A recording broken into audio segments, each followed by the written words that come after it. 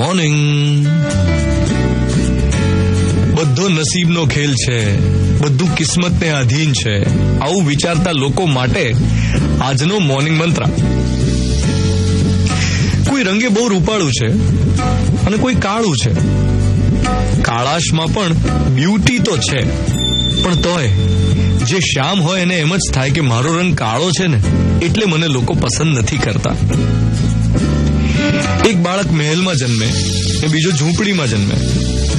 ઝૂંપડીમાં જન્મ લેનારને હંમેશા અસંતોષ રહે કે મને કેમ ગરીબ બનાવ્યો, મારો શું વાંક, મને ગરીબ ઘરમાં કેમ જન્મ આપ્યો.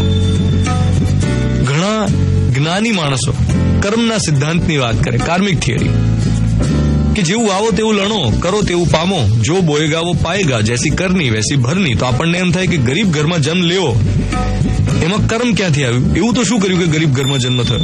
તો કે પાસ્ટ લાઈફ, જૂના કર્મોનું ફળ છે. હવે જો આ થિયરી આટલી જ મિકેનિકલ હોય કે બધું ભૂતકાળનું કરેલું જ વર્તમાનમાં ભોગવવાનું છે, તો ઘણા એમ પણ કહી શકે કે તો પછી મારે સારા બનવાની જરૂર શું? જો બધું પહેલેથી ડેસ્ટાઇન્ડ હોય, બધું કિસ્મતને આધારિત હોય, બધું પહેલેથી નક્કી હોય, તો હું એફર્ટ જ કેમ કરું?